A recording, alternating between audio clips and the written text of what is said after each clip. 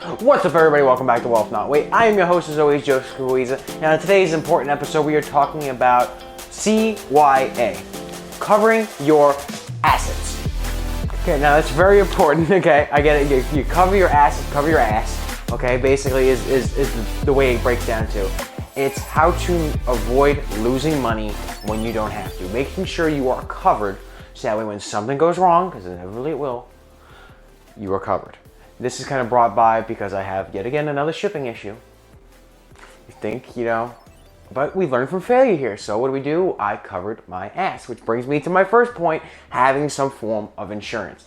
Now, when I ship large items, in this case, there's a 3D printer, I shipped it out. I knew it was a high value item, triple digit, a couple $100 item. I knew it was getting shipped with FedEx, and of course FedEx, despite having fragile stickers and being told about it or anything, and going through it, they're not exactly the best people to ship with as far as fragility, and being fragile type items. I packed it really well. It came in already a big kind of puffy kind of styrofoam, but now I packed it even better than that, and I went to ship it out, fragile stickers and all, and yet it still showed up broke. And I knew this guy was gonna have a fucking problem because he waited 3 days to pay me, and then a couple hours after he paid me, oh, well, when are you planning on shipping this out? I need it ASAP. You should have paid me 3 days sooner, asshole. So I already knew there was going to be a problem. So I did the smart thing and added extra coverage, because if it's over $100, FedEx won't cover it under the normal shipping coverage. So having some form of insurance, that shipping insurance. Now, if this guy wants a refund, which he does, and I end up taking a hit on it, I'm going to get recovered from FedEx. Granted, it takes a couple days. They send me a check and we call it a day.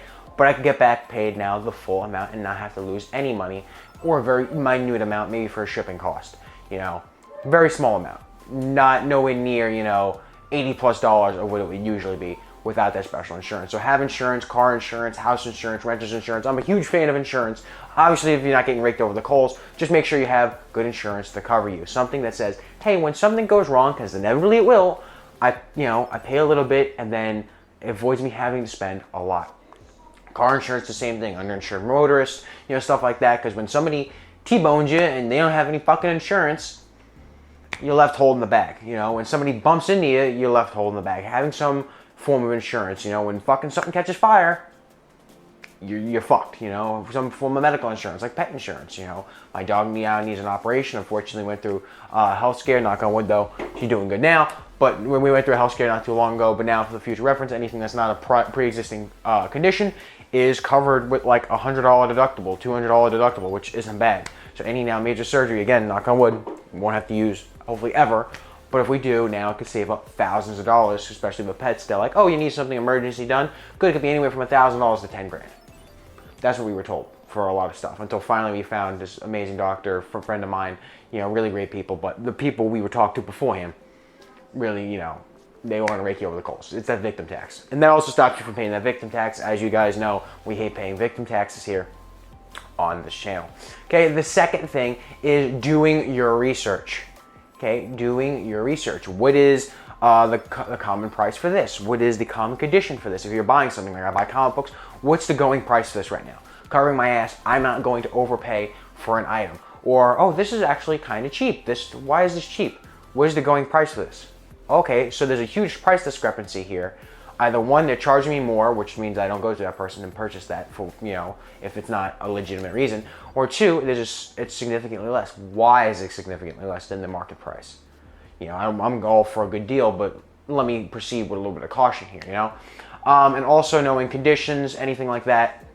Knowing, say, if I wanted to buy a comic book and I wanted to use it as a collector's item, and I'm paying, $30 for it, when it's really worth $50, but it's $50 in a graded condition, it's probably not the best investment for me, because I have to send it out, I have to become a member of the comic thing, I have to send it out to the people, it costs like $20 to get it done anyway, and I'll be spending the same amount I would make on it. So doing that research lets me know that. Same thing with cars, same thing with anything, house, same thing with shipping. Doing your research, okay, I know that shipping for this is good. If I buy comic books, some people ship it media mail. You're not supposed to ship it media mail because comic books have advertisement, and the big thing with media mail is no advertisement. Graphic novels and some exceptions apply, but the main thing, comic books, if it has an advertisement, it's not supposed to ship it media mail. Well, when they open it up and they find out, hey, guess what, he's not doing this and he's shipping all of his items media mail, you could face legal action, you could face potentially a lawsuit, okay, you could potentially, obviously face a back charge. You end up getting paid twice as much for shipping when you weren't expecting it, and there goes all your profit. Or again, I mean, if you do it a lot and you willfully do it, it could be mail fraud.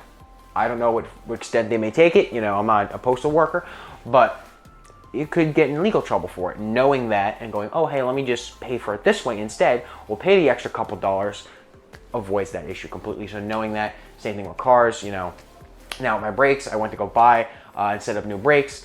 Being kind of prepared for it, I came out and I looked and I was like, oh wow, this is a lot more rusted. I'm gonna need impact tools for it. Knowing that this was an easy job, seeing that this wasn't supposed to be the easy job it was supposed to be, I went and I took it to a wonderful new mechanic now. I found someone who's dedicated to that kind of thing. Their main specialty is brakes, and I paid $100. It was like $100.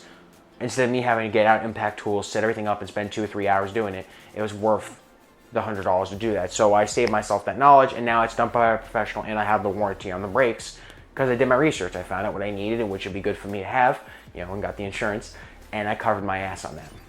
Okay, step 3 is making sure everything feels right. Kind of going with your gut. If something feels wrong, and you're like, I really don't like this, don't do it.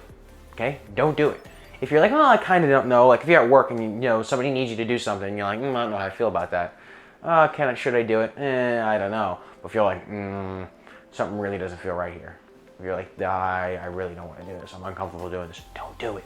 Cover your ass. If it feels wrong, guess what? It probably is. If something feels too good to be true, guess what? It probably is. Okay? So don't do something that you really deep down. Sometimes your gut can be, a good determinant of it. Obviously, you want to be knowledgeable and have some sort of basis with it. But if you're doing something, don't do it if it doesn't feel right. Okay? If you have to think twice about it, maybe back away. Okay, and again, same thing with, obviously taking risk every now and then is good, but if something really feels wrong, if you feel it's not a good mitigated risk, don't do it. Okay, that was a quick one, bringing us to our 4th point is document and cover everything. If you're taking something to a new mechanic, find good reviews, find, where it says that they do this, they do that. If it's brakes, something like that, find where it says, oh, they're really good with this, or their brakes, we're really good with this.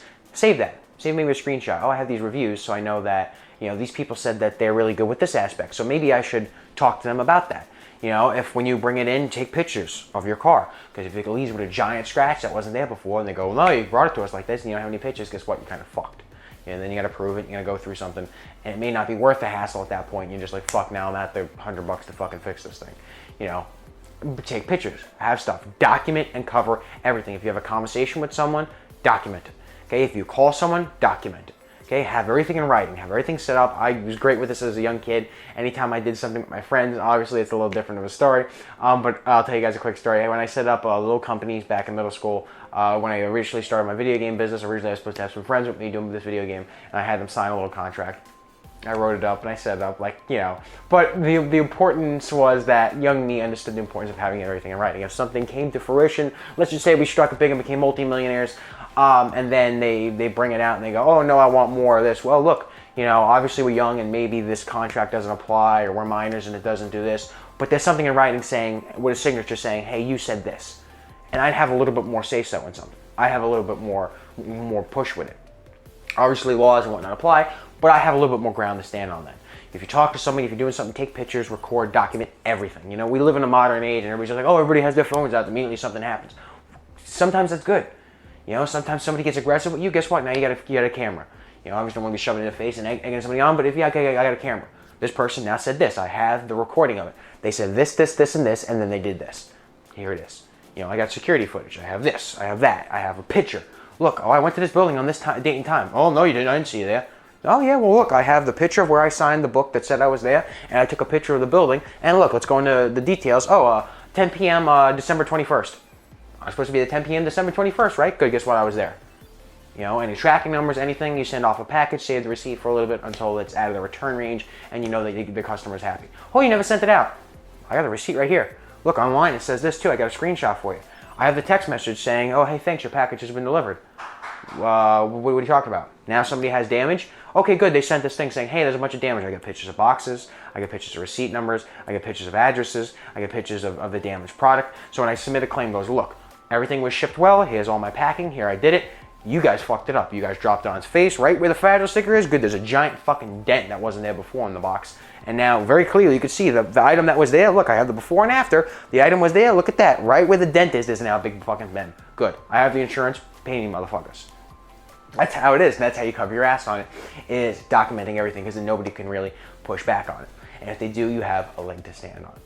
And then finally is talk to somebody if something doesn't feel right at work, or go above board if something doesn't seem right. If you're on eBay and you feel somebody's going to scam you, maybe send eBay a text, or an email, or call them. Hey, so-and-so said this about this item.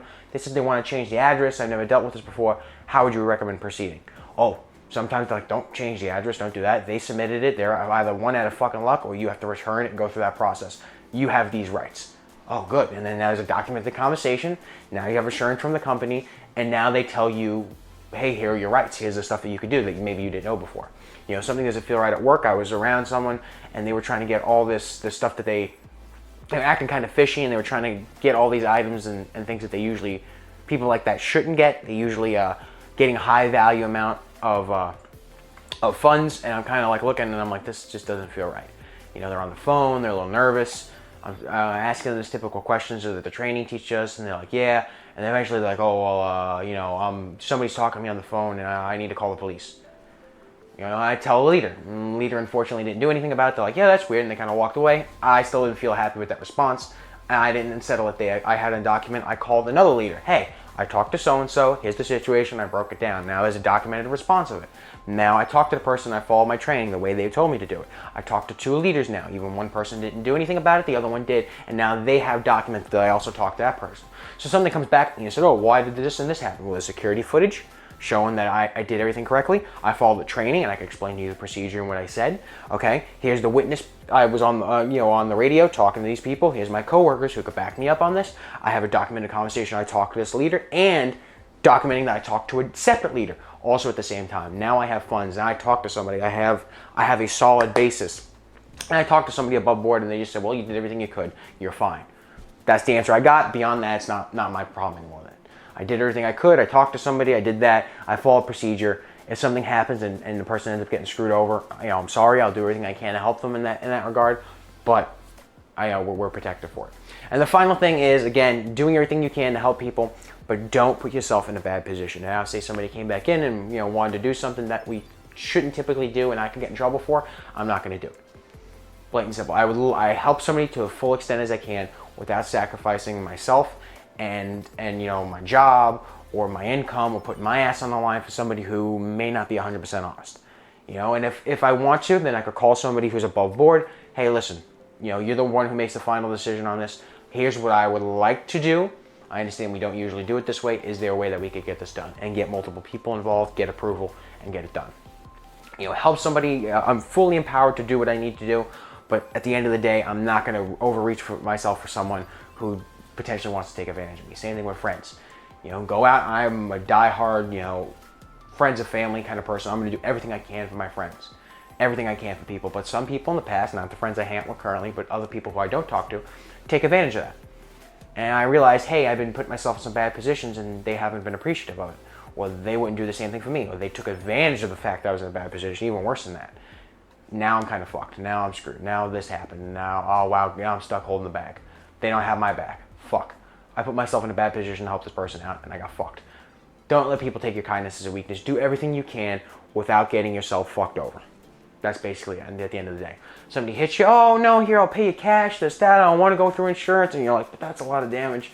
Okay, Phil Swift, that's a lot of damage. I'm not comfortable with that. Again, not comfortable with it. You're taking pictures, you do everything you're supposed to, you got your insurance, call your insurance company. Nah, listen, I want to help you out, but at the end of the day, if you decide not to pay me, or we drive off from here and you say, oh no, I never got into an accident with you, I'm fucked. I understand you don't want your insurance premiums to get raised, but listen, I'm going to help you out as best I can. Do everything above board, be the nicest person I can, but I'm not going to go above and beyond to get myself fucked. I'm sorry. I understand you may be in a bad position, but I can't do that, because then when you turn around and fuck me, then I'm left holding the bag. Don't let people take your kindness as a weakness. But those are just some ways that you guys can cover your assets, cover your ass. Okay, make sure that you guys don't get screwed out of money. Make sure you guys don't get more stress. Make sure you guys don't have any issues beyond what you need to. Kind of ways that you can protect yourself. If you guys like this video or it helped you out, make sure you like, comment, and subscribe. And I shall see you guys all next time.